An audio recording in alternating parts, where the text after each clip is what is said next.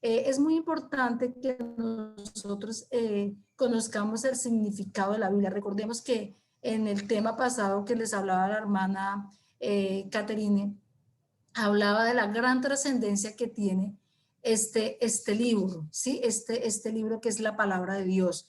Dice que es el libro a lo largo de la historia, es el libro más vendido, ¿cierto? Pero probablemente es el libro menos leído, ¿cierto? Y sobre todo menos entendido conforme al propósito, ¿sí? Conforme al propósito de no interpretar, sino de ponerle el sentido a la palabra, que es lo que nosotros como creyentes debemos hacer, ¿cierto? Entonces es de gran trascendencia que ustedes y yo recordemos lo que significa la Biblia, ¿cierto? ¿Qué es lo que significa? Perdón, voy a tomar aquí agüita. Estamos aquí en esta tierra calientica. ¿Recuerdan lo que significa la Biblia?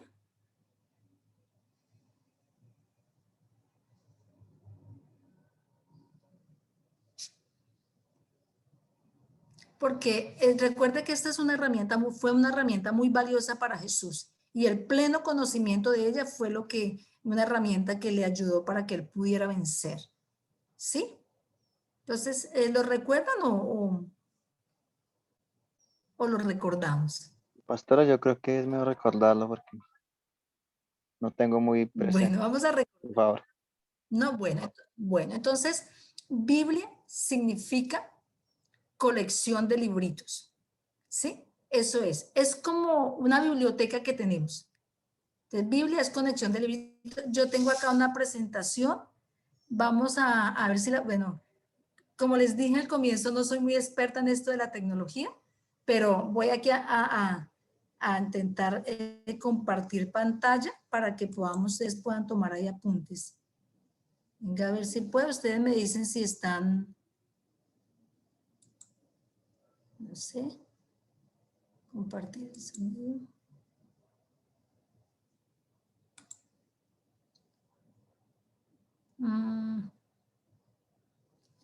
Bueno, como que no voy a poder compartir aquí porque, muestre, a ver. No sé si ahí estoy compartiendo. ¿Están viendo mi pantalla? Sí, señora. Sí, pastora. Bueno, estoy compartiendo pantalla aquí. Entonces, no soy muy experta en esto, pero ahí vamos poco a poco. Entonces, vamos a estar tratando el tema de la Biblia, ¿cierto? Entonces, la definición de esa palabra es colección de libritos. ¿Sí? Es como si ustedes y yo tenemos, es una biblos también, o biblioteca. Es una colección de libritos. ¿Sí? Es muy importante que ustedes y yo sepamos cómo está compuesta. ¿Sí? Dice que ella está compuesta por dos partes, que es el Antiguo Testamento y el Nuevo Testamento. ¿Cierto? ¿Recuerdan cuántos libros tiene la Biblia? ¿Cuántos tiene el Antiguo Testamento?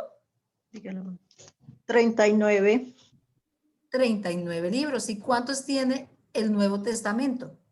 27 libros. O sea que el total de esa colección de libritos o esa biblioteca que tenemos ahí, ¿cuánto es? 66. 66. Muy bien. Son 66 libros. O sea que tenemos una buena biblioteca para leer. ¿Cómo estamos con esa lectura?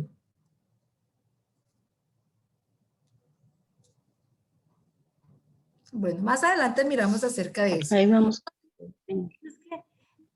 ¿Cómo? Entonces la definición es colección de libritos, ¿sí? Y que está compuesta por el Antiguo Testamento y el Nuevo Testamento, ¿sí? Que en total son 66 libros. No puedo hacerle. Tendría que ayudarme a alguien, pero no sé cómo mandarle más. Ay, sí.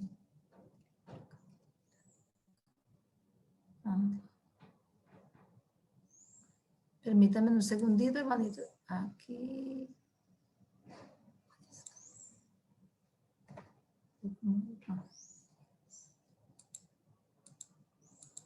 No, no sé. Ay, santo. Ahora sí fue. Anda. Permítanme un segundito, mis hermanos. No sé. Pastora, si gusta la compartí ahí en el grupo y le ayudo a compartir la pantalla. Bueno, ya miramos aquí cómo es, porque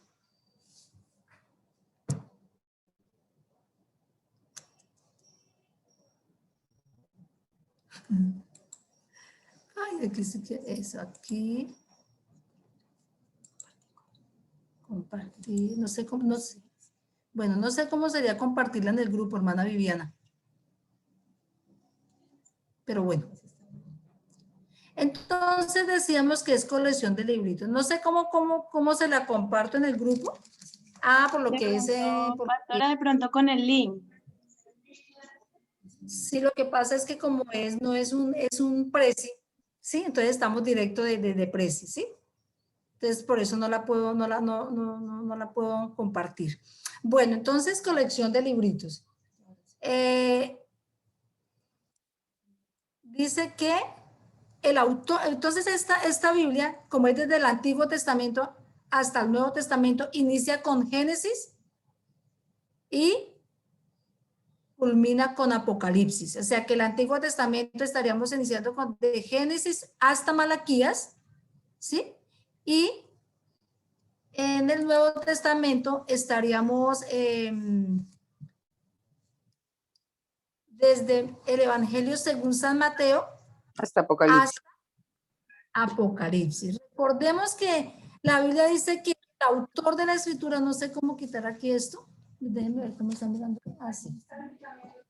Recordemos que el autor de la escritura es Dios. Toda la segunda de Timoteo 3, 16, 17 dice que toda, o sea, cuando dice toda, estamos hablando desde Génesis hasta Apocalipsis. Dice toda la escritura es inspirada por Dios. ¿Sí? ¿Y es útil para qué? Para redarguir, para corregir, para destruir injusticia, a fin de que el hombre de Dios sea perfecto, enteramente preparado para toda buena obra. ¿Sí? Entonces, eso lo vimos en la clase pasada. Si nosotros vamos a segunda de Timoteo, ¿cierto? Ahí, no, perdón, a segunda de Pedro, 1, 16, 21, para que ustedes tengan ahí ese versículo y lo estén meditando. Ahí dice que tenemos la palabra profética más segura. Y cuando ustedes empiezan a leer ahí, a partir del 16, ellos dicen que ellos fueron testigos, ¿sí? Y es muy trascendental porque por este libro, por esta palabra de Dios, por la palabra de Dios, mucha gente ha muerto. Muchas personas se entregaron su vida, empezando ahí atrás por los profetas, luego por todos los hombres que a lo largo de la historia dieron su vida testificando que esta palabra es verdad. Entonces, tenemos aquí que toda la escritura es inspirada completamente por Dios. Aquí segunda de Pedro, 1, 16, 21. Entonces, luego tenemos acá que la palabra de Dios, la Biblia como tal, es la regla, digamos así. Note que esto es para el creyente, ¿sí? Para el creyente. Dice que para el creyente es la regla de nuestra fe y de nuestra conducta. Ese fundamento de nuestra es la Biblia. O sea, que nuestra fe, si recordemos que en Ezequiel 36 dice que nos lavará con agua limpia y nos limpiará de todos nuestros ídolos. Nuestra fe en otros tiempos estaba fundamentada en otras personas, en otras cosas, y creíamos bueno, muchos, por ahí dicen que más de 60 ídolos teníamos nosotros. Pronto creamos en la mata de sábila, en el azúcar, bueno, tantas cosas que nosotros creíamos. ¿Sí? Pero el Señor dice que una vez Él nos lavó con la sangre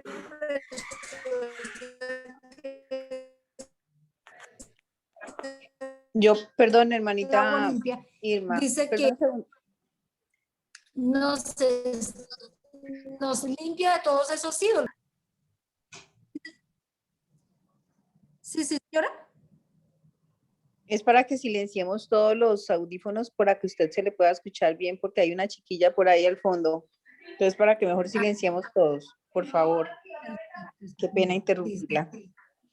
Tranquila, tranquila. Entonces, noten, hermanos, lo que dice que es que de gran trascendencia, es porque este es el fundamento de todo esto que vamos a seguir nosotros estudiando en este módulo y en los módulos que vienen. Miren lo que dice aquí en segunda epístola de San Pedro, dice, porque no os hemos dado a conocer el poder y la venida de nuestro Señor Jesucristo siguiendo fábulas artificiosas. Ahí empieza ya a decir, bueno, mire cómo es que nosotros hablamos, dice, sino como habiendo visto con nuestros propios ojos su majestad. O sea, ahí estaba el apóstol Pedro hablando, haciendo ese testigo fiel de lo que él allí dice que con los propios ojos ellos vieron, con sus propias manos tocaron.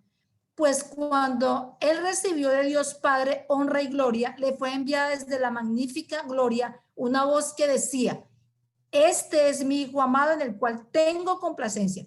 Y nosotros oímos esta voz enviada del cielo cuando estábamos con él en el Monte Santo. Sé que él ya está siendo un testigo fiel ahí y está diciendo, mire, nosotros no les hemos dado a conocer de cualquier manera. No estamos inventando, somos testigos físicos, ¿cierto? Del Señor.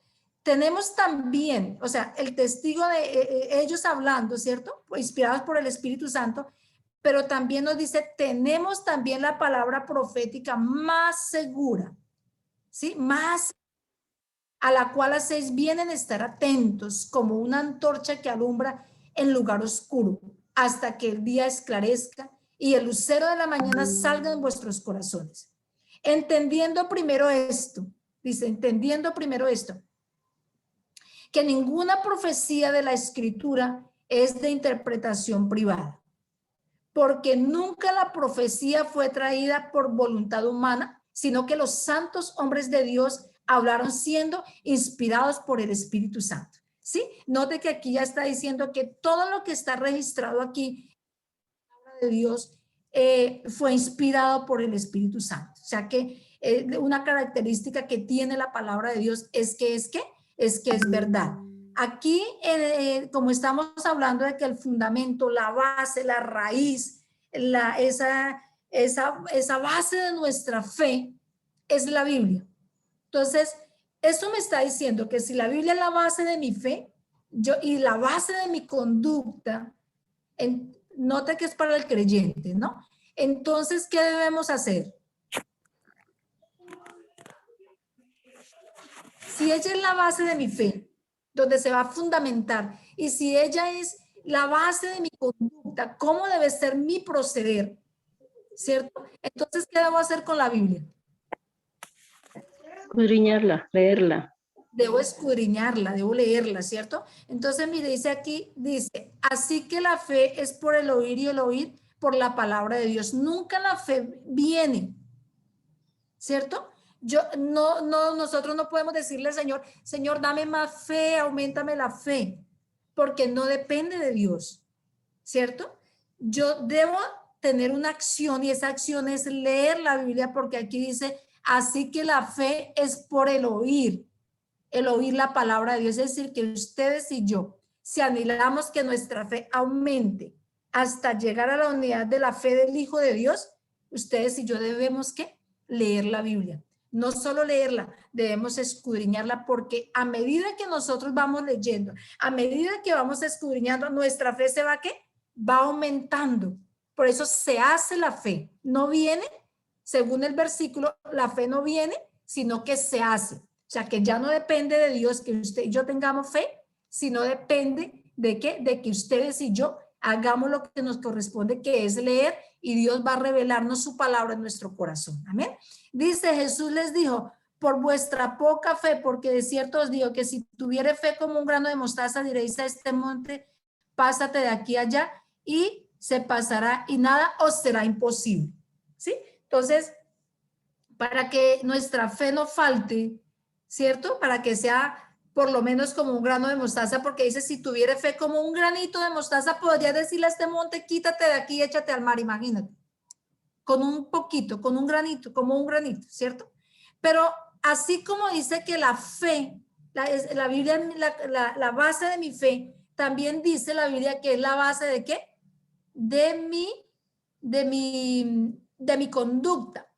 Sí, aquí habla, bueno, no puedo agrandar acá este versículo. Venga a ver si lo puedo agrandar acá un poquito. Ahí ya lo agrandé un poquito, que Dios me ayude acá.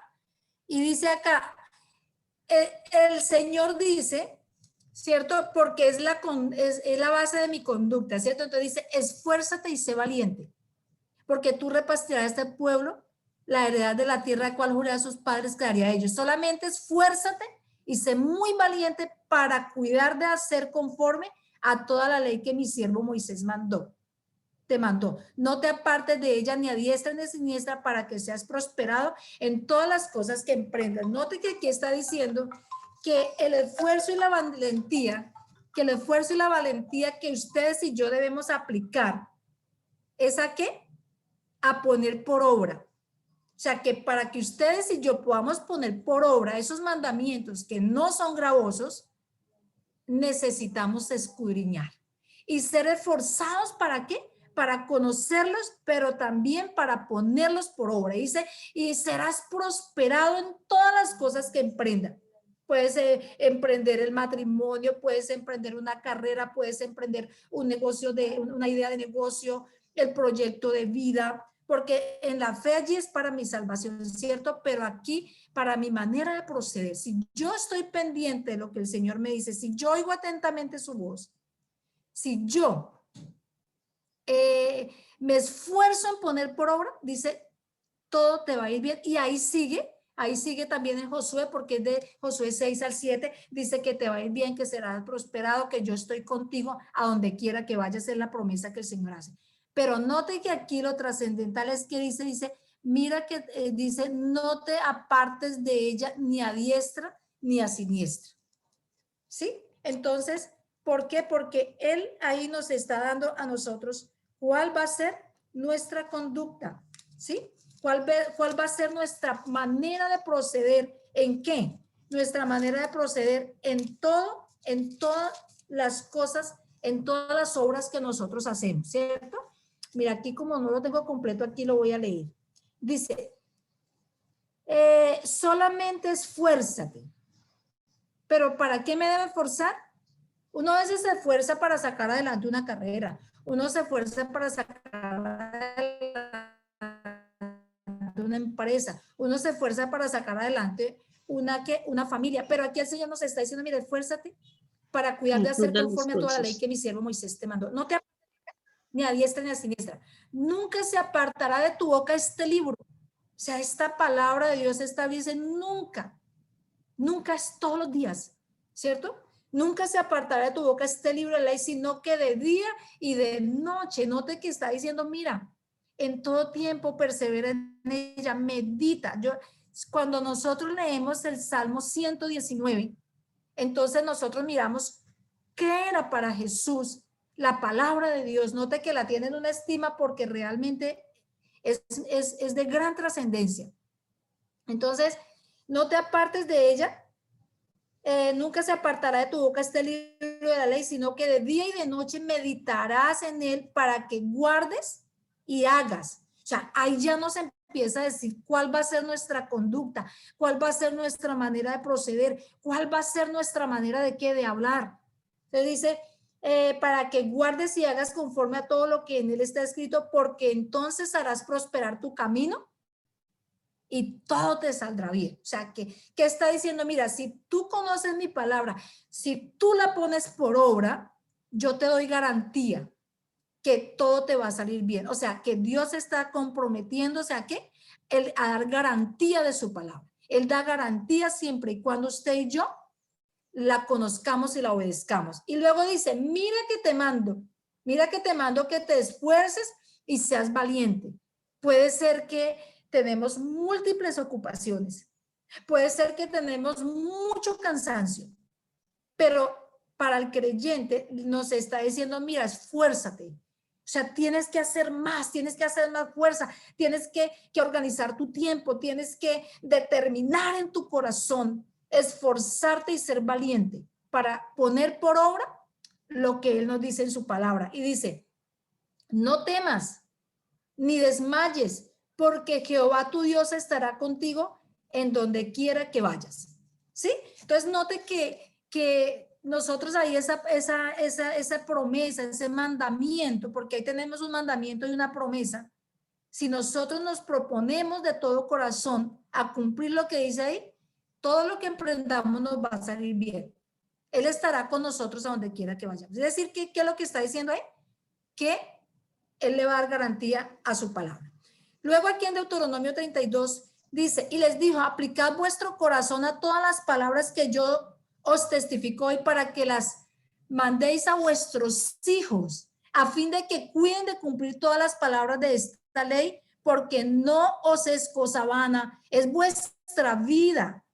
Y por medio de esta ley haréis prolongar vuestros días sobre la tierra a donde vais pasando el Jordán para tomar posesión de ella. Bueno, esto recordemos que fue en ese tiempo que se lo dio a ellos, pero en este tiempo también hay cosas que aplican para nosotros y especialmente esos mandamientos que habló Jesús, ¿cierto? Los mandamientos de Jesús que no son gravosos. Entonces, hasta aquí vamos, que la Biblia es el fundamento de nuestra fe. Si queremos tener fe, si necesitamos esa fe para todas estas situaciones que se viven en estos tiempos difíciles, ¿cierto? Entonces necesitamos escudriñar.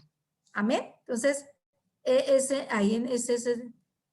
eso es lo que tenemos. Entonces, en la Biblia también encontramos que tiene una finalidad, ¿sí? Una finalidad o propósito. ¿Cuál es el propósito que tiene la Biblia? Tiene muchos, ¿cierto? Pero los dos principales, tiene dos propósitos principales que es de gran trascendencia que nosotros los tengamos presente. Bueno, aquí vamos acá porque me quedó aquí. Bueno, dice que en primer lugar aquí me quedó, digamos, ubicado de segundo, pero este es el primer propósito. Y el primer propósito que tiene la Biblia es hacer al hombre un varón, ¿qué? Un varón perfecto. Espérame, yo quito esto acá porque es que no me está dejando ver esto. Bueno, ahí sí. Ahí ya. Si aquí no me dejaba ver y voy a ver si aquí puedo hacer esto. Ahí ya arreglé un poquito. ¿Cierto? Dice, hacer al hombre de Dios, bueno, no, perdón. Hacer al hombre de Dios un varón perfecto. No. El primer propósito de la Biblia es hacer al hombre salvo de la condenación en el infierno. Ese es el propósito número uno de la Escritura. Por eso usted y yo necesitamos leerla de Génesis a Apocalipsis, escudriñarla. Entonces, el primer propósito que tiene la Escritura es que nosotros, que toda la humanidad seamos, ¿qué? Salvos. O sea, el propósito de la Biblia es hacer al hombre salvo. ¿De qué? De la condenación en el infierno. ¿Cómo puede ser posible esto a través de la Escritura? Pues a través de conocer a Jesús, como lo dicen las Escrituras. Jesús mismo nos dijo, porque les dijo en ese tiempo allá a ellos, pero ahora nos habla a nosotros. Dice, escudriñad las Escrituras. O sea, mire, Jesús es la verdad, ¿cierto? Cada palabra que Él dijo es una palabra de trascendencia. Y si Él nos dijo, escudriña las Escrituras, en ese tiempo se lo dijo a ellos, pero como quedó aquí plasmado es para nosotros también. Dice, escudriña las Escrituras, porque a vosotros os parece que en ellas tenéis la vida eterna y ellas son las que dan testimonio de mí. Les estaba diciendo, ustedes no tienen la seguridad, ¿sí? A ustedes les parece que en ella está la vida eterna, pero ellas son las que dan testimonio de mí. Entonces Jesús dice, escudriñar las Escrituras. Luego dice, ¿por qué debemos escudriñarla? Porque la salvación, esa justicia para nosotros es por la fe en Jesús. Nuestra justicia o nuestra salvación no es por obras, sino es por qué, es por fe. Por eso aquí en Efesios dice, porque por gracia, o sea, es un regalo de Dios. Por gracia sois salvos. Este es el primer propósito de la Escritura, que nosotros seamos salvos. ¿Por medio de qué? De la fe. ¿En quién? En Jesús. ¿Cierto? Pues es don de Dios, no por obras para que nadie se gloríe. Entonces es por la fe en Jesús. Si es por la fe en Jesús, necesitamos conocerlo. Luego en Hechos dice, y que de todo aquello de que por la ley de Moisés no pudiste ser justificados, en él, en Jesús, es justificado todo aquel que cree. Y en Romanos dice, porque en el evangelio la justicia de Dios se revela por fe y para fe, como está escrito, mas el justo por la fe vivirá. Toda aquella persona que conoce a Jesús, que cree en Jesús y que recibe a Jesús, será justificado delante de Dios porque es por fe, mas no es por obras, ¿sí? No es por obras, por eso dice, no por obras para que nadie se gloríe. Que la fe en Jesús sí me lleva a dar unos resultados, ¿cierto? Pero no es por la fe es que nosotros vamos a ser salvos. Entonces, ese es el primer propósito, hacer al hombre salvo. Y el segundo es hacer al hombre de Dios un varón perfecto, ¿cierto? Entonces, para hacer al hombre de Dios un varón perfecto, aquí está en 2 de Timoteo, ¿cómo lo va a hacer? Perfecto en toda obra, según lo que dice el versículo, dice, toda la escritura es inspirada por Dios y útil, o sea, sirve para. Entonces, ¿qué hace la Biblia para hacer al hombre perfecto? Le enseña, lo redarguye, lo corrige, lo instruye en justicia, a fin de que el hombre de Dios, note que es para el creyente, ¿cierto? A fin de que el hombre de Dios sea perfecto, enteramente preparado para toda buena obra. O sea que, ¿cuál es el propósito del segundo propósito? Que el hombre de Dios sea perfecto en lo que hace, en toda obra, ¿sí? Entonces, para eso la Biblia nos enseña, nos redarguye, nos corrige, nos instruye. ¿Qué es enseñar? Pues que nos va a impartir un conocimiento, ¿cierto? Nos redarguye es que nos va a exhortar, ¿cierto? Nos confronta de pronto con esas actitudes, de pronto con esa manera de actuar, con esa manera de proceder. Cuando nosotros leemos la Escritura, cuando leemos me habla a mí. Si una persona toma la Biblia para leerla, entonces me está hablando a mí. Siempre debo buscar porque como es la palabra de Dios, me habla a mí. No debo buscar que le hable a la otra persona.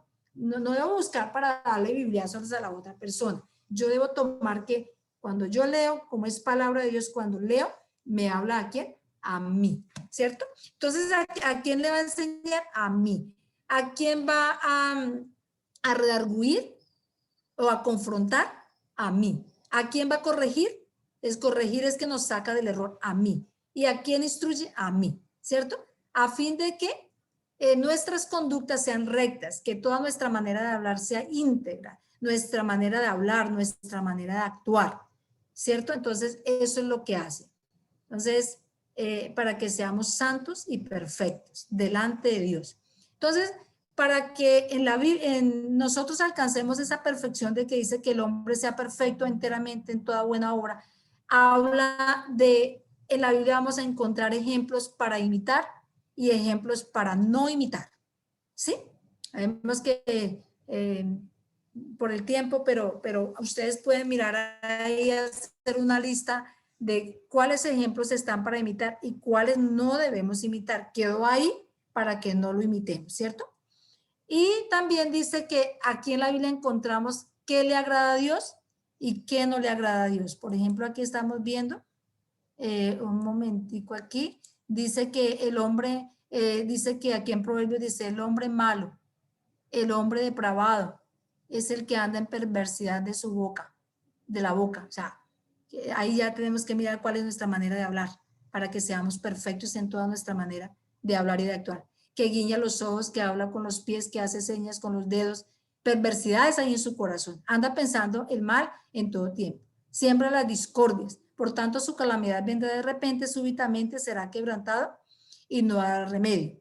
Aquí habla de unas cosas que a Dios no le agradan. Dice, 6 cosas aborrece Jehová y aún 7 abomina su alma. Los ojos altivos, la lengua mentirosa, las manos derramadoras de sangre inocente, el corazón que maquina pensamiento inicuo, los pies presurosos para correr al mal, el testigo falso que habla mentiras, el que siembra discordia entre hermanos. ¿Sí? Entonces aquí nos está dando cómo Dios nos enseña, cómo Dios nos instruye, ¿sí? Para que en todo lo que usted y yo hagamos sea agradable delante de Dios, para que tomemos lo que, porque así fue que lo hizo Jesús, ¿sí? Jesús dice que él comería mantequilla y miel hasta que sepa escoger lo bueno y desechar lo malo, ¿sí? Entonces Jesús tomó lo bueno y desechó lo malo. Así debemos nosotros hacer al leer la escritura. ¿Sí? No sé si hasta aquí vamos a alguna pregunta. Amén, pastora. ¿Bien? Hasta el momento, bien, sí, señora. Bueno, entonces estoy hablando un poco ligerito porque esto ya es un repaso de lo que ya hace 15 días vimos. ¿Listo? 8 días. Entonces, la Biblia también tiene un tema y un personaje principal. Recordemos que a lo largo de la escritura, como dice que a través de ella nos instruye en justicia, ¿cierto? Para toda buena obra.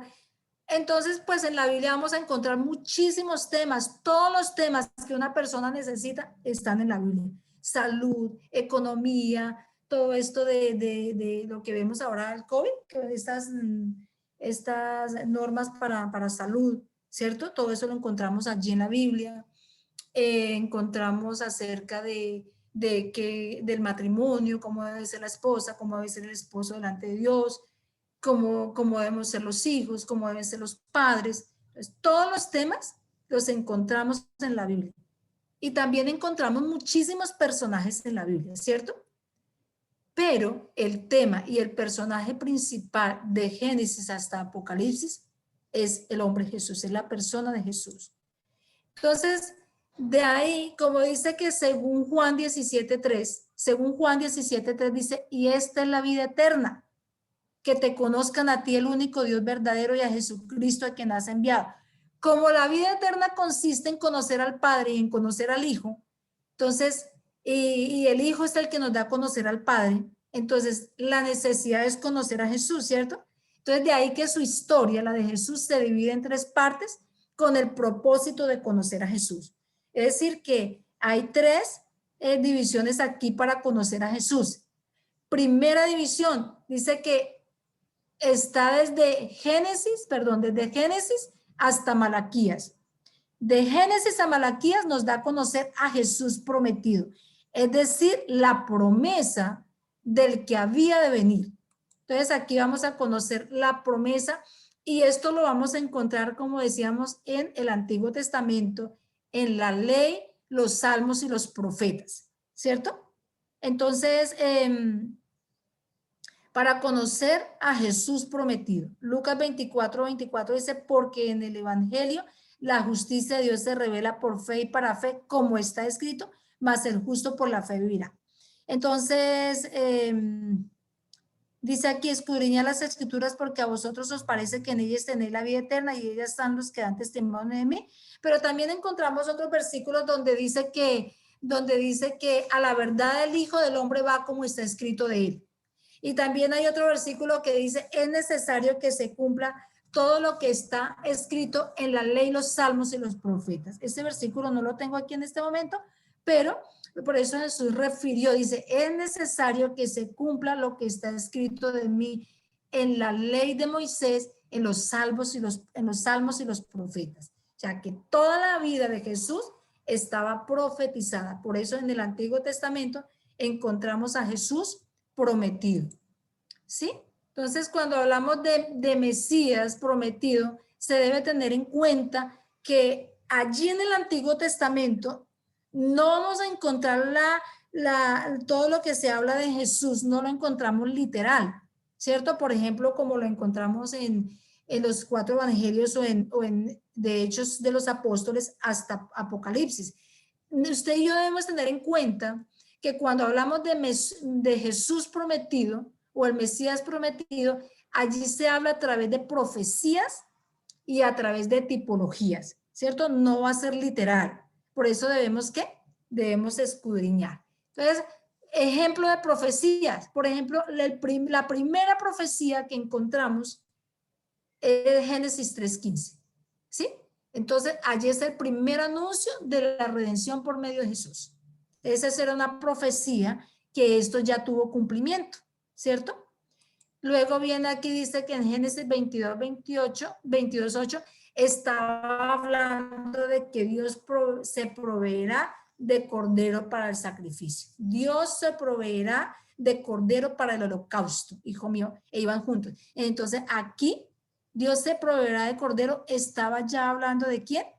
Era una profecía acerca de Jesús, del cordero para el sacrificio. Aquí en Génesis 22, 17 y 18 está hablando de que Jesús vendría de un pueblo originado en Abraham, porque a Abraham fue esa primera promesa. En tus simientes serán benditas todas las naciones de la tierra. Entonces aquí cuando habla de en tu simiente, está haciendo referencia a quién? A Jesús. Aquí estamos colocando algunos ejemplos acerca de cómo es que vamos a conocer a Jesús en el Antiguo Testamento, a Jesús prometido a través de las profecías. ¿Listo? Aquí tenemos otra profecía que en Génesis 49:10 está aquí en esta parte lo que está hablando de que Jesús vendría de la tribu de Judá. Recuerde que eran 12 tribus, pero aquí ya estaba profetizado que era de la tribu de Judá, de donde vendría el Cristo. Entonces, no será quitado el cetro de Judá, ni el legislador de entre sus pies, hasta que venga Silo. A él se congregarán los pueblos. Entonces, esto lo que está diciendo es que Jesús vendría de la tribu de Judá, ¿cierto? Y aquí en Deuteronomio 18 está diciendo que Jesús sería un profeta como Moisés. Entonces, estamos mirando aquí cómo hablaba. Note que aquí no habla literalmente, ¿sí? Por eso son profecías, por eso dice escudriñar. Entonces dice que aquí lo que está diciendo es que Jesús sería profeta como Moisés. ¿Listo? Entonces ahí sería un ejemplo de profecías, pero también encontramos allí en el Antiguo Testamento, podemos conocer a Jesús prometido a través de las tipologías, ¿cierto? Entonces, por ejemplo, Jesús el Cordero de la Pascua es un tipo de Jesús. Entonces ese es un estudio cuando, no sé, creo que ya algunos lo han visto, ¿cierto? Entonces cuando vemos a Jesús el Cordero de la Pascua en Éxodo 12, allí está hablando ¿de quién? De Jesús. Por eso allí está diciendo que sería él sería apartado de 4 días de la manada, que sería inmolado por el pueblo, que sería sin defecto, ¿cierto? Que sería de 1 año. Todo eso estaba refiriéndose a Jesús. Por eso es que Jesús es el Cordero de la Pascua aquí en Éxodo 12 es un tipo de Jesús. ¿Listo? Y aquí encontramos otra profecía, otra tipología, que una cosa es profecía y otra cosa es tipología. Entonces aquí está hablando en Números 21, 4, 9, está hablando de qué? Está haciendo referencia a la serpiente de bronce, esa serpiente que fue levantada allí en el pueblo de Israel cuando venían en el Éxodo. Entonces se levantó esta serpiente, era un tipo de ¿quién? De Jesús. Por eso es que Jesús cuando está hablando con Nicodemo, entonces dice que así como Moisés allí levantó la serpiente de asta, así es necesario que el Hijo del Hombre sea levantado. O sea, es un tipo, o sea, estaba refiriéndose a la manera en que Jesús iba a morir, ¿cierto? La serpiente es un tipo de Jesús, como también el maná, que es figura del pan vivo, del pan de vida. Recordemos que Jesús es el pan de vida, el verdadero pan, ¿cierto? Entonces allí, cuando estudiamos la figura del maná como figura de Jesús, estamos viendo que todo tiene referencia, todo allí lo del maná tiene referencia a Jesús, por decir algo. Dice que sería molido. Recuerde que es el maná era recogido y en un mortero lo majaban y entonces y allí en Isaías dice que Jesús fue molido, dice que el maná era blanco, está refiriéndose a que Jesús era santo en toda su manera de vivir. Entonces, el maná es una figura de Jesús o un tipo de Jesús. Entonces, en el Antiguo Testamento conocemos a Jesús a través de las profecías y de las tipologías. No sé si fui clara o los enredé. Por favor, dígame si estamos bien ahí, si me hice entender. Pastora, Sí, ¿me puede señora. explicar un poco, pues a mí, de la tipología y de pronto cuando Moisés hizo eso de la culebra? No entendí muy bien. Bueno, es esta. Lo que pasa es que si nosotros, cuando el pueblo de Israel venía en Egipto, resulta que ellos murmuraron del Señor, ¿sí? Ellos murmuraron y se quejaron. Ellos se quejaron después de que Dios los había sacado con mano fuerte, con brazo extendida, mostrando todas sus maravillas, todas sus obras, cómo Dios iba adelante y atrás de ellos, mejor dicho, haciendo todo esto. Pero resulta que ellos se quejaron. Entonces ellos se quejaron del Señor, entonces Dios les mandó una plaga de serpientes. Entonces cuando la serpiente si mordía allí a las personas morían y no había antídoto, no había cómo librar al pueblo de que muriera de esta plaga, ¿cierto? Entonces Dios le dice a Moisés, dice, mira, lo que vas a hacer es que vas a levantar un asta, ¿cierto? Y con una serpiente de bronce. Y las personas cuando fueran mordidas con esas serpientes, ellos tenían que automáticamente mirar allá hacia esa serpiente, ¿cierto? No le podían hacer así. No tenían que obligar a la persona, no tenían que, si le hacían esto para obligar a la persona a mirar, no surtía el efecto. No se cumplía el milagro allí, ¿cierto? La persona voluntariamente, cuando era mordida por la serpiente, la persona tenía que voluntariamente mirar inmediatamente. Ella era sana. Eso estaba haciendo referencia a cuando Jesús viniera, si es un tipo de Jesús, que Jesús sería levantado allí en la cruz, ¿cierto? O sea que Jesús, y que todo aquel que conociera a Jesús y voluntariamente no iba a morir. No iba a morir. Aquí no morían de la picadura de qué? O de la mordedura de la serpiente. Pero cuando viniese Jesús, ¿cierto? Entonces que aquí estaba refiriéndose a que Jesús iba a ser levantado, pero que iba a morir conforme a las escrituras y que cuando las personas conocieran voluntariamente a Jesús y recibiésemos voluntariamente a Jesús, entonces nosotros íbamos a ser librados de la muerte. ¿De esa muerte qué? Perpetua. Así como ellos eran librados de la muerte por la mordedura de la culebra, nosotros al creer, al recibir voluntariamente a Jesús, vamos a ser librados de la muerte perpetua. Más o menos un resumen así muy sencillo. No sé si me hice entender, hermano José.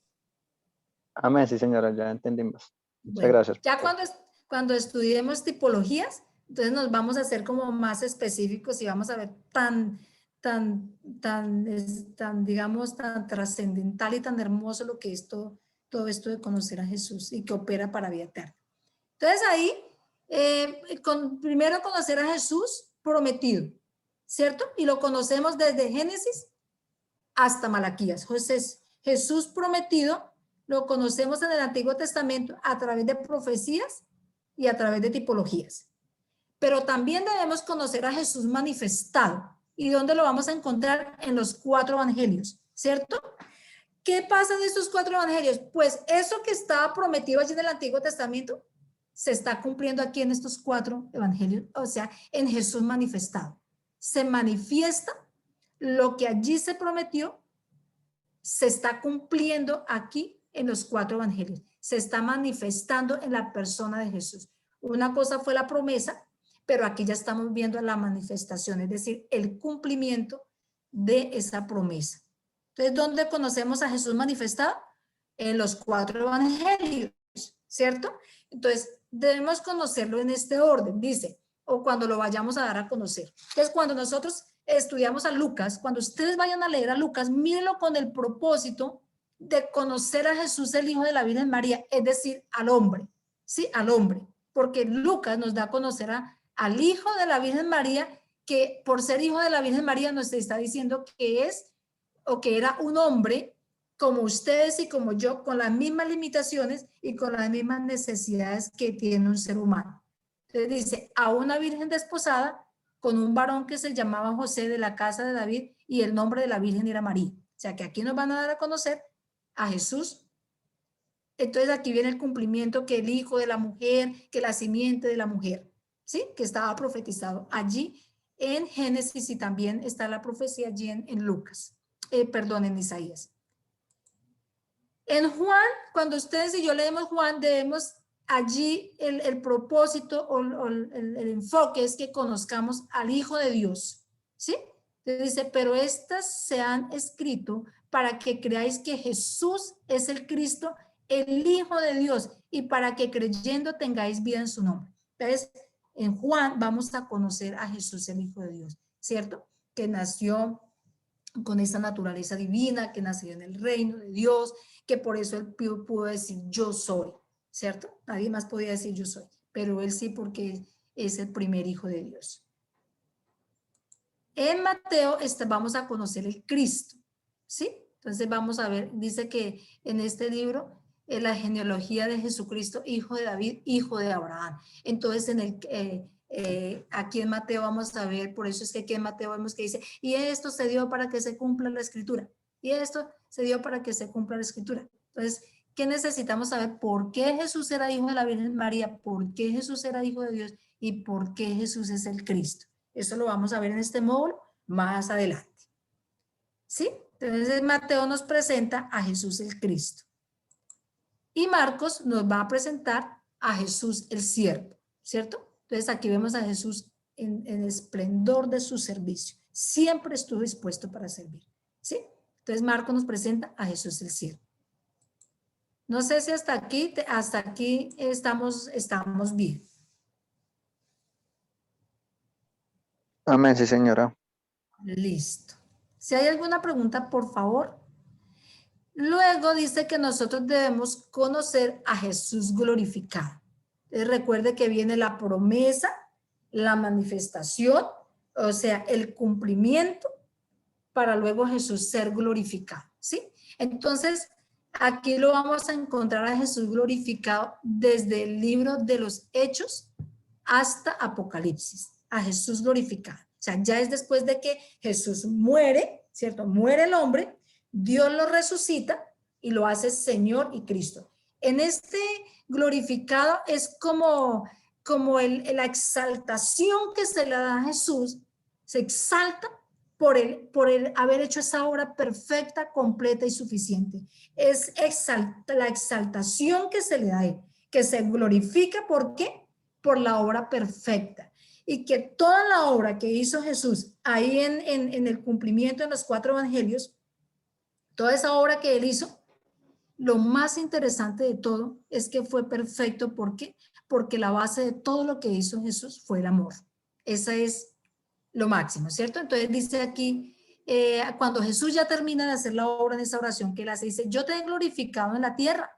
O sea que Jesús vino a glorificar el nombre del Señor. Ustedes y yo también estamos para eso, para que glorifiquemos el nombre del Señor.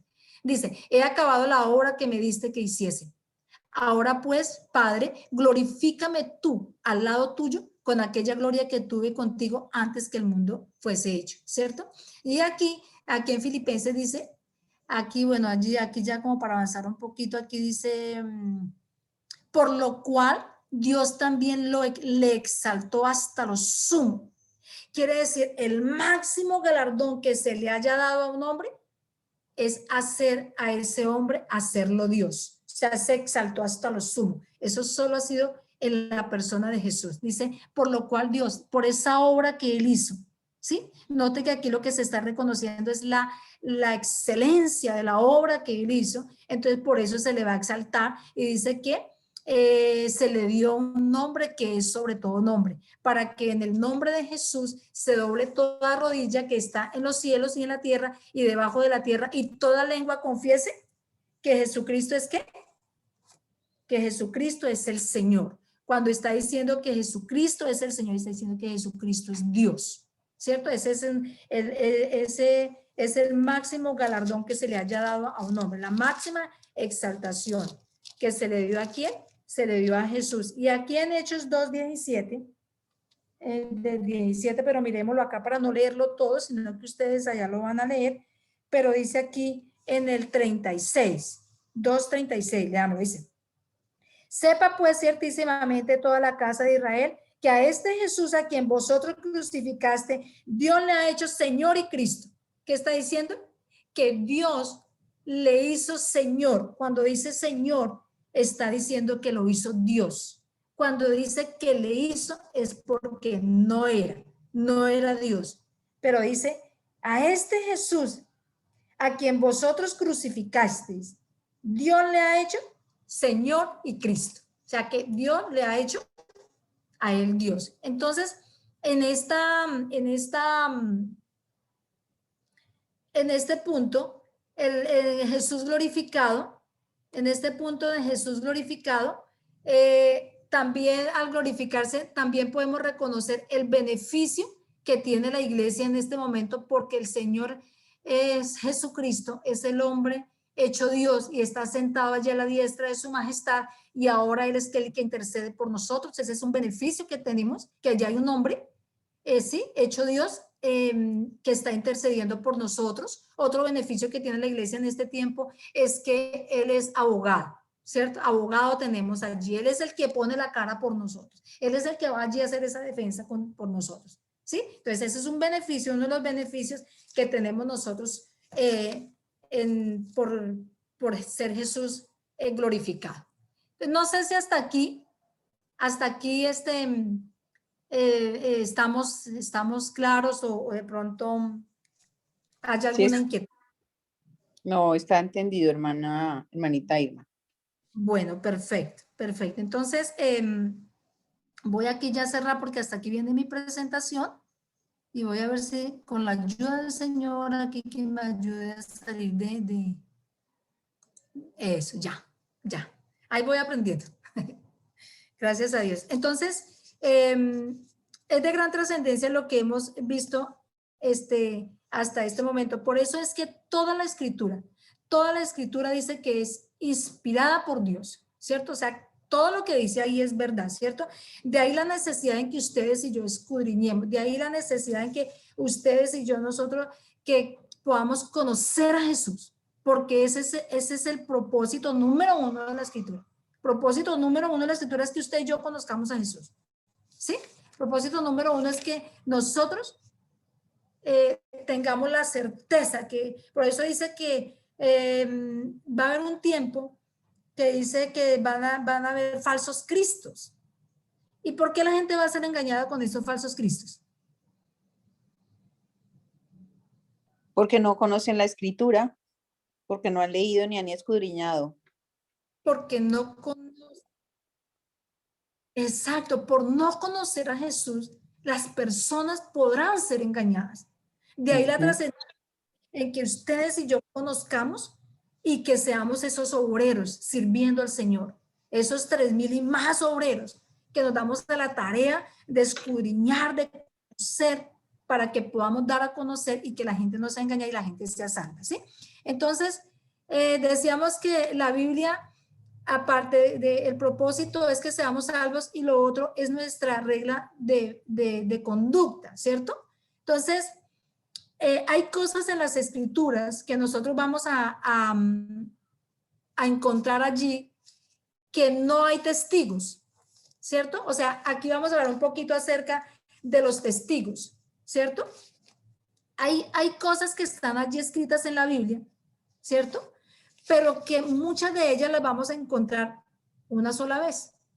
Entonces, eso que encontramos allí una sola vez, nosotros no podemos hacer doctrina de ello. O sea, esta parte es de gran trascendencia, la parte de los testigos, ¿sí? Allí hay muchas cosas en la Biblia, pero que no encontramos allí 2 o 3 testigos. La Biblia, desde el Antiguo Testamento hasta el Nuevo Testamento, nos está hablando de los testigos. Aquí voy a leerles unos versículos donde habla de los testigos no los vamos a leer, la idea era que los hubiéramos buscado en la Biblia y todo esto, pero por cuestión, en razón al tiempo, les voy a leer así. Dice aquí en Números 35:30, dice, cualquiera que diere muerte a alguno por dicho de testigos, morirá el homicida, mas un solo testigo no hará fe contra una persona para que muera. Ahí ya empieza a hablar de qué?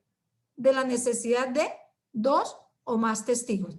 Deuteronomio 17:16 dice, por dicho de 2 o 3 testigos morirá el que hubiere de morir. No morirá por el dicho de un solo testigo. O sea, que está hablando que ¿cuántos testigos se necesitan? Más de uno. Deuteronomio 19:15 dice, no se tomará en cuenta un solo testigo contra ninguno en cualquier delito ni en cualquier pecado, en relación con cualquier ofensa cometida. Solo por el testimonio de 2 o 3 testigos se mantendrá la acusación. Pero esto fue en el Antiguo Testamento, ¿sí? Pero miren lo que dice aquí. Pastora, perdón. Mi paz, perdón. Sí, ¿Me señora. regala la cita? ¿Me hace el favor? Que no, Bueno, no la- Números Gracias. 35:30, Deuteronomio 17:6, Deuteronomio 19:15, Mateo 18:16. Mateo 18:16 dice, mas si no te oyere, toma aún contigo a 1 o 2, para que en boca de 2 o de 3 testigos conste toda palabra. ¿Sí? Por eso que aquí nos está hablando de los testigos en cuanto a que nosotros, en cuanto a las escrituras, que se necesitan 2 o 3 testigos, 2, 3 o más testigos, ¿para qué? Para poder hacer una doctrina, para poder hallar esa verdad. Pero si es un solo testigo, dejémoslo ahí, ¿sí? Porque podríamos entrar. Pero aquí también en 2 de Corintios 13:1 dice, esta es la tercera vez que voy a vosotros, por boca de 2 o de 3 testigos se decidirá todo asunto, ¿cierto? Y aquí hay otro testigo, también de los testigos, en Hebreos 10:28, dice, el que viola la ley de Moisés por el testimonio de 2 o de 3 testigos muere irremisiblemente. O sea, si allá violaba la ley de Moisés y había un solo testigo, no valía. Tenían que haber 2 o 3 testigos, ¿cierto?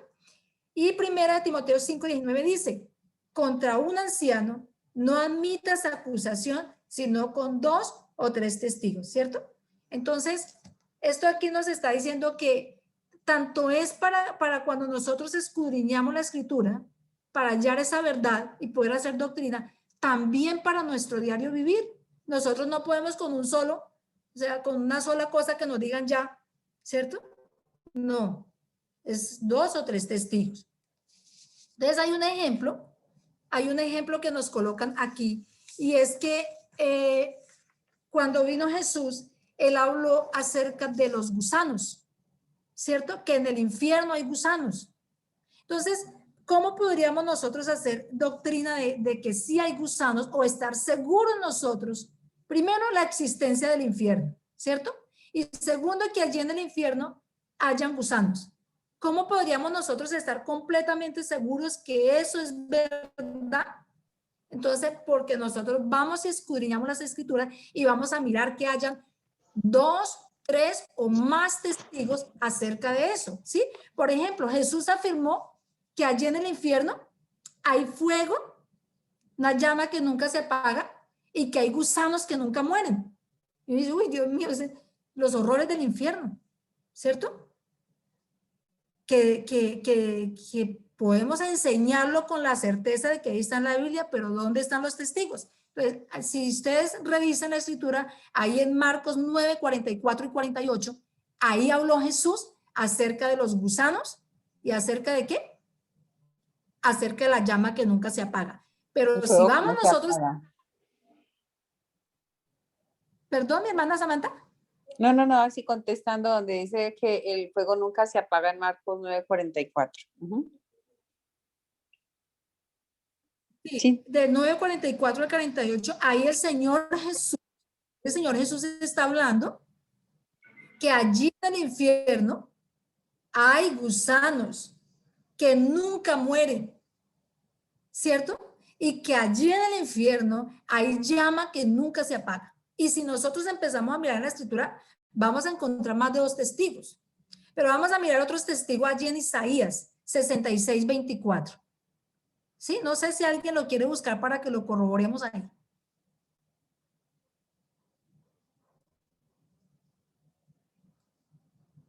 Isaías, ¿qué, hermanita? 66, 24. Regáleme un segundo, yo se lo ayudo a buscar. Ya. Listo. Ya, hermanita. Sí, señora. Gracias. Bueno, léalo por favor.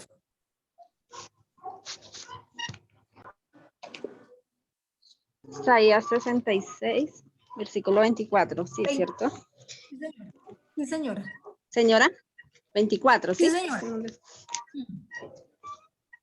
Dice, y saldrán y verán los cadáveres de los hombres que rebelaron contra mí, porque su gusano nunca morirá, ni su fuego se apagará, y serán abominables a todo hombre.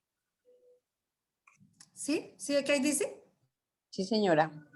Así como allí lo dice en Marcos 9, así también allí lo está diciendo en Isaías. Y en 11 también está hablando de gusanos, y en Job 24, 20 también está Job hablando de gusanos, 18. y también, sí, en Job 24, 20 también está hablando. Entonces, ¿qué podemos decir? Pues que realmente ahí tenemos más de un testigo. Si solamente lo dijera una vez, no lo podríamos asegurar y no podríamos hacer doctrina. Pero como si encontramos testigos, ¿cuántos testigos? Si nosotros nos proponemos, vamos a encontrar más de 2 testigos, así como lo hemos visto aquí, siempre. Entonces, siempre cuando cuando a nosotros nos dicen, cuando nosotros nos enseñan y nos hablan, hay una historia allí en la escritura que dice que habían unos hermanos que eran de Berea, ¿cierto? Y ellos les daban la enseñanza. Pero cuando ellos llegaban a la casa, ¿qué hacían?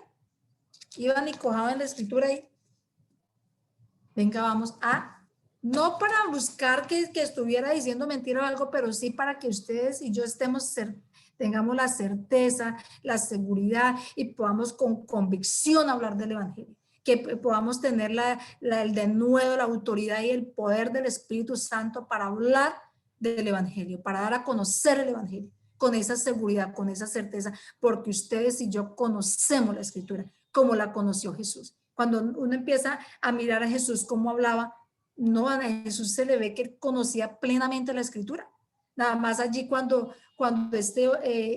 allí fue, cuáles fueron las respuestas que Jesús le dio allí cuando fue tentado allí en el desierto, cuando fue llevado allí por el Espíritu. En el Espíritu, cuando fue allí, dice que escrito está, escrito está. ¿Sí? ¿Qué quiere decir eso? Que conocía plenamente la escritura. Y en varias oportunidades Jesús dice que da a conocer, por lo que él habla, muestra el conocimiento pleno que él tenía de qué? De la escritura. ¿Sí? Entonces, entonces siempre vamos a buscar esos testigos, por ejemplo, del infierno. Miremos a ver qué dijo Jesús del infierno. Miremos a ver qué habla la Biblia del infierno, ¿sí? Para que tengamos eso, la certeza. Cuando nosotros vamos a hablar de Jesús hombre, por ejemplo, o Jesús el Cristo, ¿cierto? Allá en Génesis 3:15 empieza a hablar de el hijo de la mujer, ¿cierto? Pero luego va en la simiente de la mujer, Génesis 3:15, habla la simiente de la mujer. O sea, la simiente quiere decir el hijo de la mujer.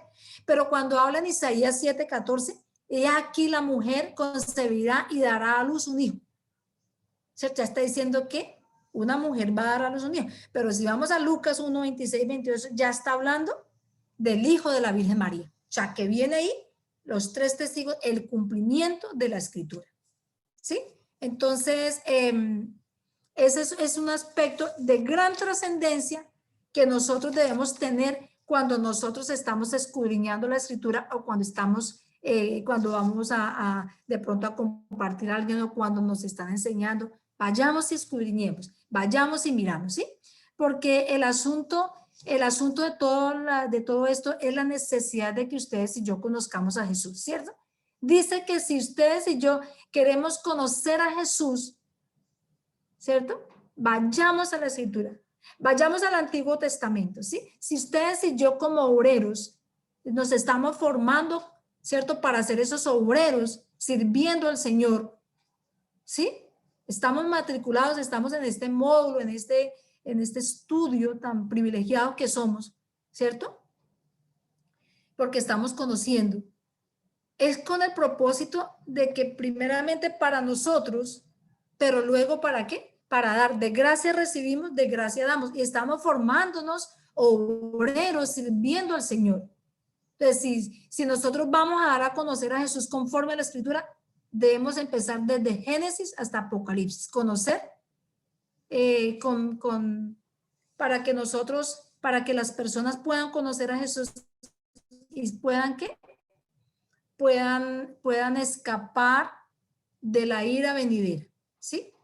Porque el propósito de la Escritura es que la persona sea salva por la fe en Jesús, que el hombre sea salvo. Para ser salvo necesitamos conocerlo, necesitamos saber qué dice la Escritura de Jesús, necesitamos saber qué dijo Jesús, necesitamos saber qué hizo Jesús, ¿sí?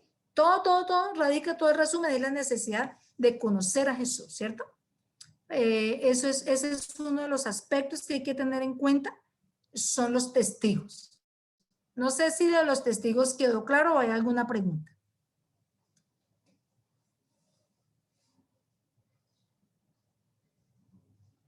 Amén, pastora, quedó bien claro. Para mí quedó claro. Sí, sí, sí. Sí, señora, Para también. todos. Sí, señora, Entonces, también nos quedó claro. es importante que empecemos a hacer ejercicios. Empecemos a buscar de pronto, digamos, el arrepentimiento. Venga, miremos dónde dice, dónde habla del arrepentimiento.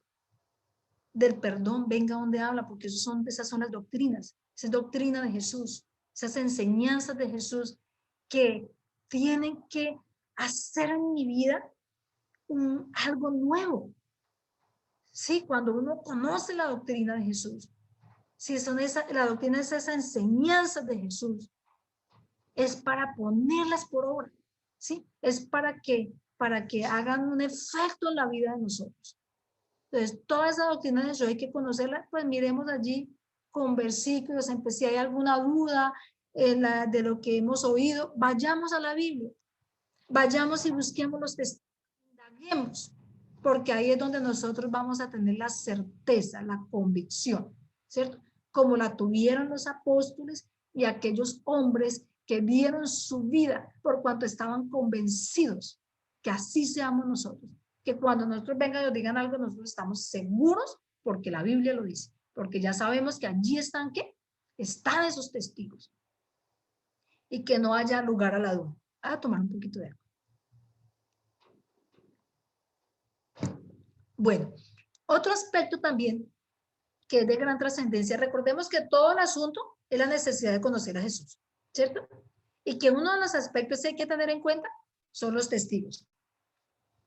Y otro aspecto que debemos tener en cuenta es que la Biblia dice que es la revelación de Dios para el hombre, ¿sí? La Biblia es la revelación de Dios para el hombre. ¿Qué revela la Biblia? ¿Qué le revela al hombre? Dice que le revela su origen, ¿sí? Le revela su origen. Le revela la voluntad de Dios para el hombre. Le revela el propósito. Recuerde que ya vimos los propósitos, ¿cierto? La voluntad ya la conocemos, ¿cierto? También le revela el pasado. Y también le revela el porvenir. Entonces, si están tomando apuntes, voy a repetir. Entonces, perdón. La Biblia es la revelación de Dios para el hombre. Revela el origen del hombre, ¿cierto? Revela la voluntad de Dios para el hombre. Revela el propósito de Dios para el hombre. Revela el pasado y también revela el porvenir. Note que aquí en la Biblia tenemos todo lo que necesitamos, ¿sí? Es solamente disponer nuestro corazón para ponernos ¿a qué? A escudriñar. Por eso fue que Jesús dijo que el hombre sería juzgado por sus palabras. Allí creo que es en Juan capítulo 12. Dice, que lo coge tanto. ¿Cómo? Dejar guardado. Vamos a dejar guardado. Chile cinta. ¿Qué pasa? Ya me viene internet. Chile cinta. Ya lo puse, pero Chile cinta.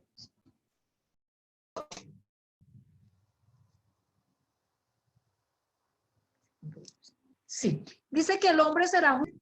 Esta revelación todo lo encontramos allí. ¿Cómo, mi hermano? Bueno, el hombre será juzgado por las palabras que allí están escritas, ¿cierto? Mire lo que dice aquí, tan de gran trascendencia. Jesús clamó y dijo, el que cree en mí, recuerde que es conforme a la escritura, dice, no cree en mí, sino en el que me envió. O sea, ¿en quién? En Dios, porque Jesús es el que da a conocer al Padre. Y el que me ve, ve al que me envió.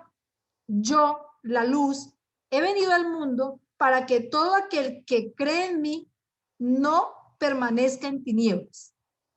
Al que oye mis palabras y no las guarda, yo no le juzgo, porque no he venido a juzgar al mundo, sino a salvar al mundo.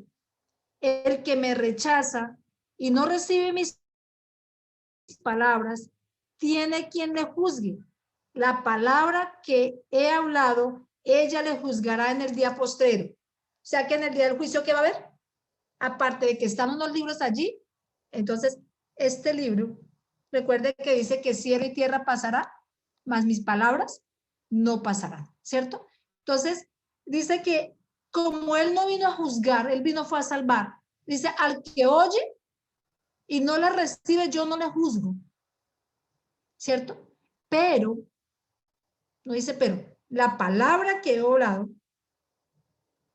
al que oye mis palabras y no las guarda, yo no le juzgo, porque no he venido a juzgar al mundo, sino a salvar al mundo.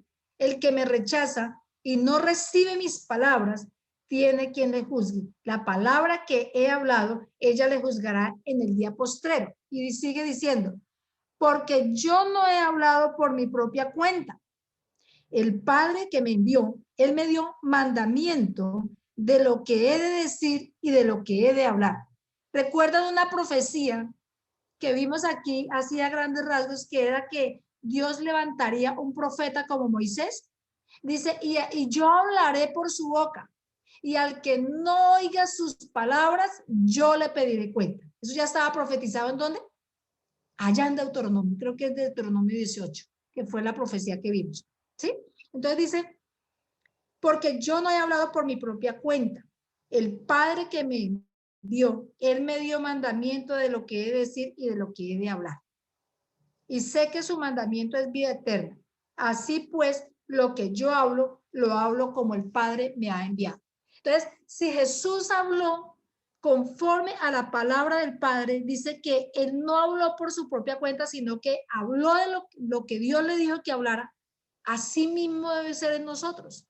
Nosotros todo lo que hablemos, todo lo que enseñemos debe ser conforme a qué? Conforme a lo que oímos de Jesús, que es la misma voz del Padre, porque dice, él me dio mandamiento, yo he hablado lo que él me dijo. O sea que cuando oímos a Jesús, estamos oyendo esa palabra de quién, ese mandamiento que Dios ha traído a nuestras vidas. Entonces, ahí está el asunto, ¿sí? Que nosotros tengamos claro que por la palabra de Jesús, las personas serán juzgadas en el día postrero. Por eso es que aquí en la Biblia encontramos todos los temas que nosotros necesitamos, ¿sí? El origen, la voluntad del Padre, el propósito que tiene Dios para con los hombres, el pasado y el porvenir, ¿sí? El porvenir, que es lo que a veces a la gente como que le inquieta tanto, pero aquí está en la Biblia. Por eso dice la palabra profética más segura que tenemos. Amén. Entonces, eso es. No sé si hasta aquí alguna pregunta.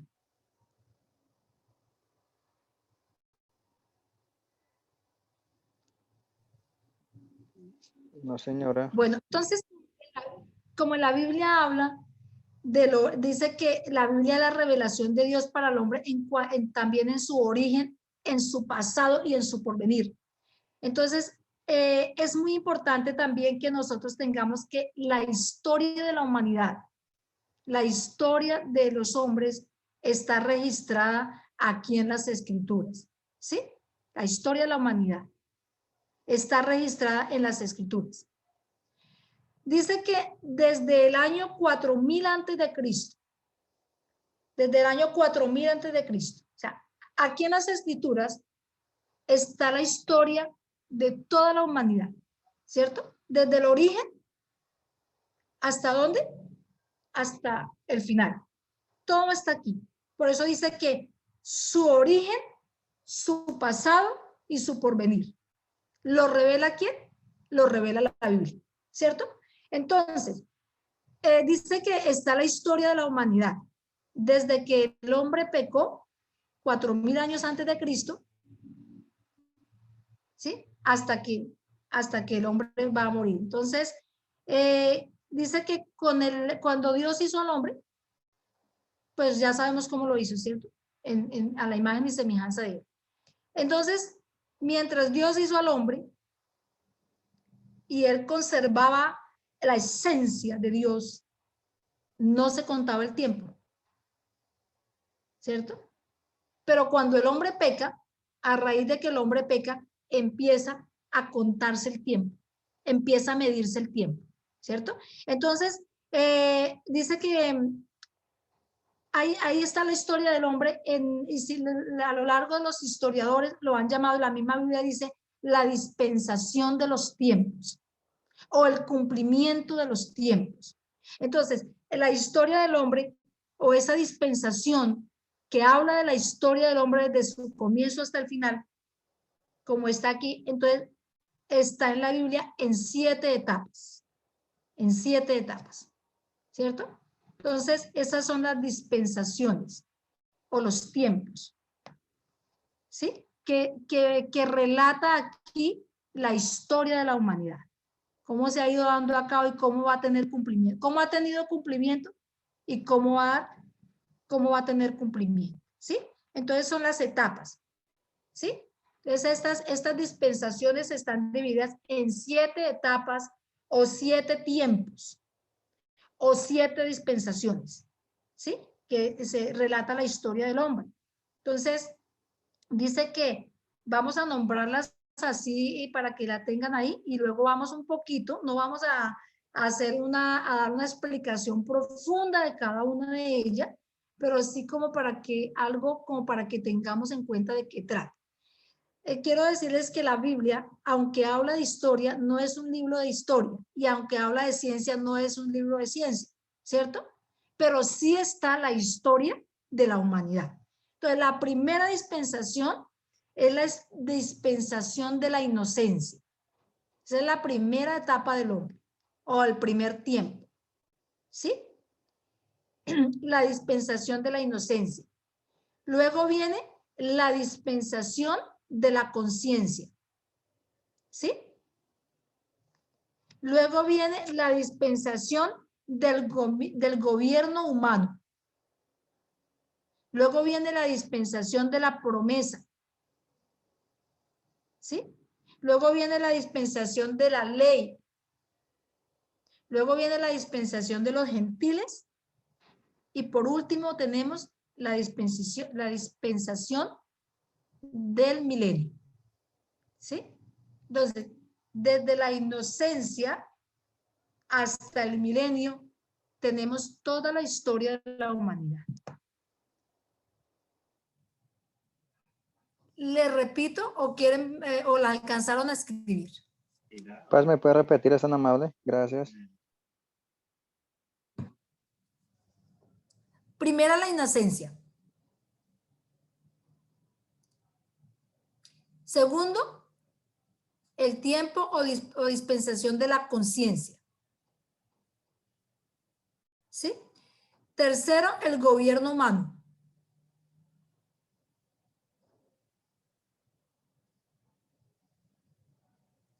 Cuarto, la promesa.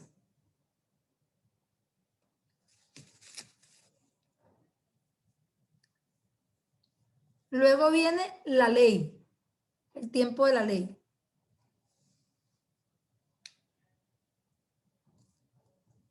Luego viene el tiempo de los gentiles.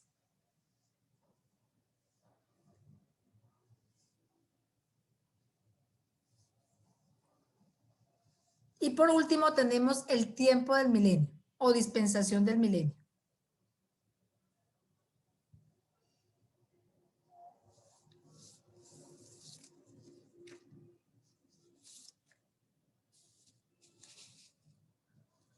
Entonces, yo creo que alcanzamos, claro que nos faltan 10 minutos, alcanzamos como que veamos la primera, ¿sí? Estuve buscando como el significado de la inocencia y noten lo que dice en el diccionario. Esta palabra hace referencia a un estado o condición del alma o espíritu. Perdón. Libre o exenta de culpa. Exención o dispensa de culpa o falta de algún delito. Falta de alguna mala acción en particular que tiene característica o cualidad de ingenuidad, pureza, credulidad, inocencia, sencillez, candidez, simplicidad. O sea, inocencia es que está libre de culpa,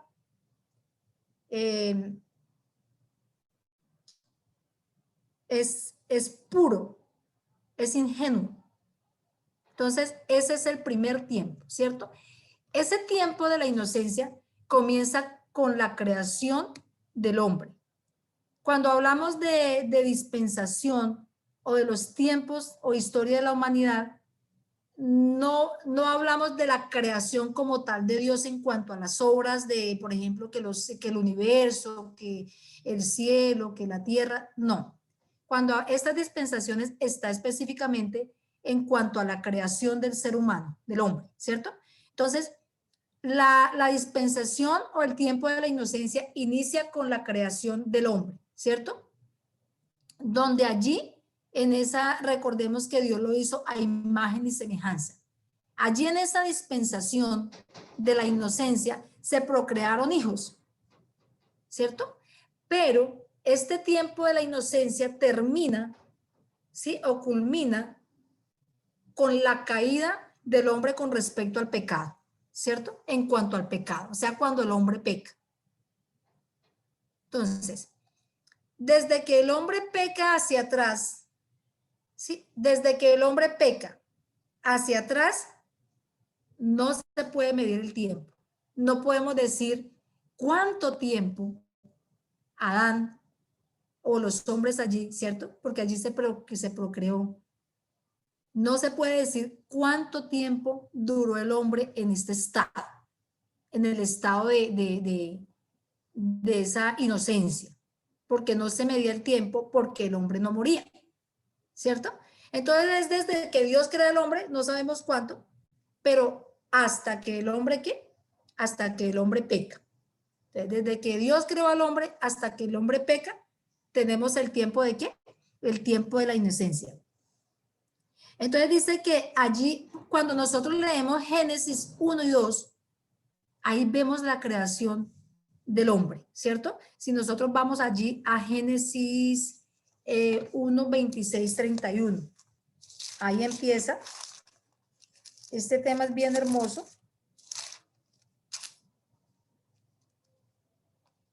Voy a leerlo así, desde 26, mire, dice, en cuanto a cuando Dios crea al hombre.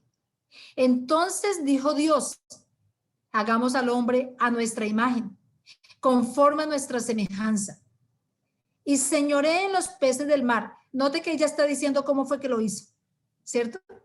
Y señoree en los peces del mar, en las aves de los cielos, en las bestias, en toda la tierra y en todo animal que se arrastra sobre la tierra. Y creó Dios al hombre a su imagen, a imagen de Dios lo creó, varón y hembra los creó. Y los bendijo Dios y les dijo: fructificad y multiplicaos, llenad la tierra y sojuzgadla, y señoread en los peces del mar, en las aves de los cielos, en todas las bestias que se mueven sobre la tierra. Y dijo Dios: he aquí que os he dado toda planta que da semilla, que está sobre toda la tierra, y todo árbol en que hay fruto y que da semilla, os serán para comer. y a toda bestia de la tierra, y a todas las aves de los cielos, y a todo lo que se arrastra sobre la tierra en que hay vida, toda planta verde les será para comer. Y fue así, y vio Dios todo lo que había hecho, y aquí que era bueno en gran manera, y fue la tarde y la mañana del día sexto. Entonces aquí en este tiempo de la inocencia, nosotros vemos cómo Dios creó al hombre, ¿cierto? Dice que lo hizo a la imagen y semejanza de él. O sea, él era inocente, él no conocía ni el bien ni conocía el mal. Pero aquí vemos que Dios le dio, digamos que Dios le dio unos mandamientos, ¿cierto? Unos mandamientos que eran para bendición de él. Pero había un mandamiento de esos que Dios le da, que ese mandamiento se lo da en Génesis 2:17. Aquí en lo que leímos le está dando unos mandamientos para bendición. Pero mire aquí en Génesis 2:17, dice, mas del árbol de la ciencia del bien y del mal no comerás, porque el día que de él murieres ciertamente morirás. O sea, que ahí le estaba dando un mandamiento de prohibición, ¿cierto?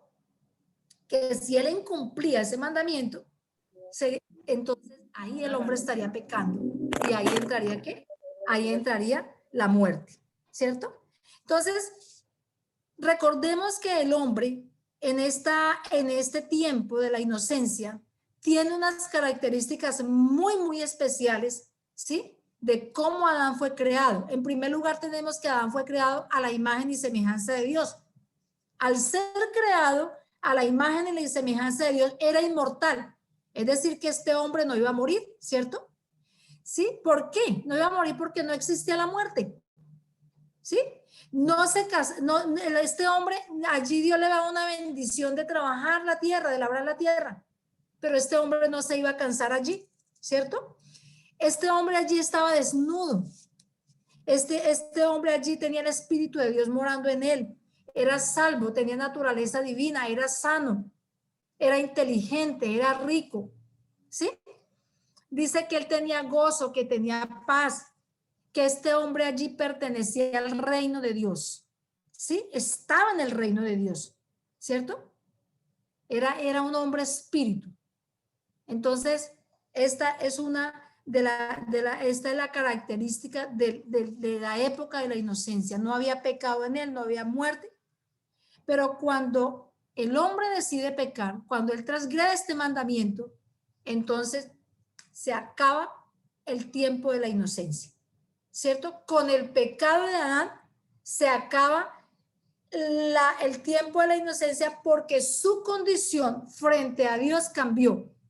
Ahora es un hombre carnal, ahora es un hombre pecador, ¿cierto? Eso lo vimos ahí cuando en el módulo pasado vimos lo que fue el convencimiento de pecado, ¿recuerdan? Que es donde muestra la condición del hombre, cuál fue la desobediencia del hombre. Desde el tiempo de la inocencia inicia desde la creación del hombre hasta el pecado de Adán, ¿sí? Que no sabemos, no podemos decir cuánto tiempo es. A partir de que el hombre peca, entonces sí ya se empieza a medir el tiempo, sí, ya empieza a ver ese tiempo y ahí empieza esa historia, sí, esa historia de todo lo que, de los tiempos y de lo que ha venido aconteciendo. Entonces, con la ayuda del Señor, dentro de 8 días estaremos, no a profundidad, vamos a revisar estos tiempos, no a profundidad, pero sí que tengamos como que cuando nosotros vayamos a leer la Biblia, ¿cierto? Entonces nosotros podemos ubicar los tiempos, podemos ubicar la historia, pero llevándola al propósito de ¿qué? Al propósito que tiene la Escritura, no por información, no por conocimiento, sino que en cada uno de estos tiempos está el propósito de Dios de tener una familia. Está el propósito de Dios de que a partir de que el hombre peca, porque la idea de Dios, el sueño de Dios ha sido tener una familia, por eso Dios hace al hombre en esta condición de inocencia, porque se requiere esa condición para ser hijo de él, para ser familia de él y para poder disfrutar de todas las cosas que Dios hizo dice que todas las cosas fueron hechas por Jesús y por su hijo, pero como él iba a ser el primero entre muchos, ¿cierto? Entonces también era para nosotros, para que nosotros podamos disfrutar de eso. Entonces, al mirar a estas dispensaciones, nuestros tiempos, no perdamos el enfoque de ¿qué? Del propósito que Dios tiene, de que los hombres seamos eso, es parte de la familia de Él, que seamos hijos de Él, ¿sí? Entonces eso es lo que vamos a estar estudiando con la ayuda del Señor dentro de 8 días y que Dios nos ayude para que las alcancemos a ver las otras 6 hasta que terminemos. Bueno, no sé si hay alguna pregunta hasta aquí, mis amados hermanos, porque el tiempo ya se nos fue. No, señora. Bueno, No, entonces, pastor. No, señora. bueno, No, entonces le señora. damos gracias. Si en dado caso, cuando estén estudiando esta semana, hay alguna inquietud, alguna pregunta, me pueden escribir, me pueden llamar, que yo estaré ahí pendiente para atenderlo. Bueno, entonces vamos a orar, vamos a darle gracias al Señor por este tiempo, que sea Dios glorificándose grandemente y cumpliendo ese propósito que tiene con nosotros, ahí conforme a la Escritura.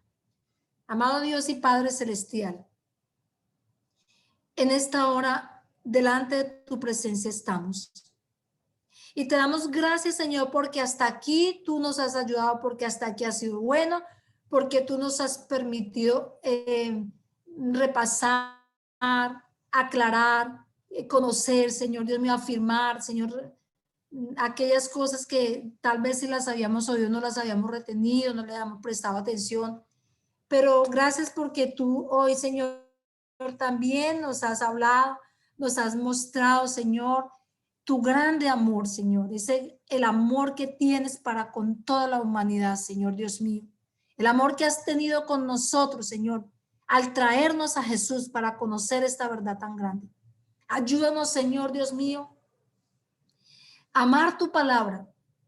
Ayúdanos, Señor, a proponer en nuestro corazón escudriñar las Escrituras, porque ahí ellas son las que dan testimonio de Jesús. Porque el propósito tuyo en las Escrituras es que conozcamos a tu Hijo, Señor, por favor.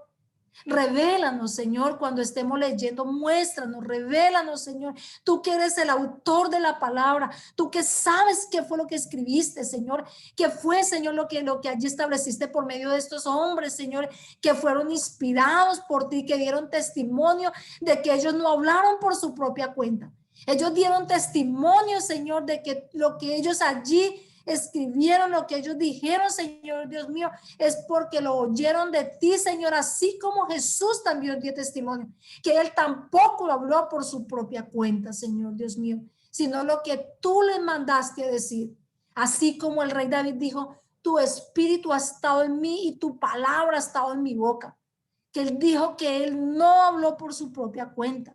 Así como allí también el profeta Jeremías dice también que él dio testimonio que allí lo que se escribió fue lo que tú le decías. Vino palabra de Jehová a Jeremías. Oh Señor, gracias Señor. Gracias porque esta tu palabra es lo que salió de tu boca para nosotros. Es el mensaje que tú tienes para nosotros. Por eso te pedimos que quite toda venda, Señor, que nos dispongas para escudriñar la Escritura, que no tengamos afán, Señor Dios mío, sino que la escudriñemos, que leamos, Señor Dios mío, que podamos meditar en ella de día y de noche, Señor Dios mío, y que cuidemos de guardar, Señor, lo que allí tú has escrito, que podamos nosotros, Señor, conocer esos mandamientos de Jesús también y ponerlos por obra, Señor Dios mío. Conocer la doctrina de Jesús, Señor Dios mío. Padre Santo, que es el fundamento de la verdad, las enseñanzas de Jesús, lo que Él dijo, lo que Él hizo, Señor Dios mío. Permítenos, Señor, poder conocer la Escritura, Señor, poder creer conforme a la Escritura, poder conocer a Jesús conforme a la Escritura, Señor. Y cumple ese propósito de que nosotros seamos salvos de tan grande muerte por la fe en Jesús, Padre amado. Y también, Señor, haznos perfectos en toda nuestra manera de hablar, en nuestra manera de conducirnos, Señor, porque la palabra es el fundamento de nuestra fe y de nuestra conducta, Señor, porque estamos viviendo tiempos peligrosos, Señor. Estos son los tiempos, Señor, donde a lo bueno le llaman malo y a lo malo le llaman bueno. Y es necesario que nosotros, Padre Santo, escudriñemos como lo hizo Jesús para escoger lo bueno y desechar lo malo, siguiendo el ejemplo de tu amado Hijo Jesús. Glorifícate en nosotros, en los niños, en los jóvenes, en los adultos mayores, Señor Dios mío, que tú te glorifiques, Señor, que nos capacites, Señor, que reveles tu palabra a nuestro corazón, Padre, en el nombre de Jesús. Y que podamos, Señor, así como tú nos revelas a nosotros, podamos darle a conocer a otra persona, así como somos enseñados conforme a la Escritura, así nosotros también podamos enseñar a otros, Señor. Por eso estamos aquí, Señor, capacitándonos, Señor, preparando estos obreros. Tú estás preparándonos, Señor, obreros aprobados, obreros que hablemos conforme a la Escritura, que no le quitamos, que no le aumentamos, Señor Dios mío, sino que nos ceñimos a ella, como lo hicieron los apóstoles, como lo hicieron, Señor Dios mío, que ellos se ciñeron a lo que hablaron los profetas, Señor Dios mío. Así también nosotros lo hagamos, Señor, que nos ciñamos exclusivamente a hablar lo que allí está escrito, Señor, teniendo en cuenta esos testigos, Padre amado, en el nombre de Jesús. Glorifícate, Señor, en nuestras vidas y ayúdanos a crecer a la estatura de Jesús. Ayúdanos, Señor. Mira que nosotros solos no podemos. Señor, que no nos falte la fe, que la fe aumente, Señor, cuando leemos la Escritura, Señor, y que cumpla ese propósito de que nuestra conducta, nuestra manera de hablar, de proceder, nuestra manera de conducirnos sea la que te agrada a ti, Señor, sea la que glorifica tu nombre, Señor, sea la que tú has establecido para el creyente, para el Hijo tuyo, Padre amado. Te lo pedimos en esta hora, Señor, revela tu palabra en nuestro corazón, en el nombre de Jesús, Padre. En el nombre de Jesús te damos gracias por enseñarnos en esta mañana. Gracias por hablarnos en esta mañana. Gracias por darnos a conocer, Señor, acerca de la Escritura, de tu palabra, Señor Dios mío, de cómo Jesús tuvo conocimiento pleno de ella, de cómo fue una herramienta, Señor, para el trabajo que Él venía a hacer, para el propósito que Él venía a cumplir. Y aún así también lo es para nosotros, Señor Dios mío, en el nombre de Jesús. En el nombre de Jesús, glorifícate. Confirma tu palabra, Señor. Cuando estemos leyendo allí, confírmala, Padre amado. En el nombre de Jesús, y también te ruego, Señor, que nos bendiga, Señor, cada familia representada en esta reunión, los que no se pudieron reunir, aún los que tuvieron que salir, si alguno salió, Padre, Señor, que tú sigas revelando, que tú nos sigas enseñando,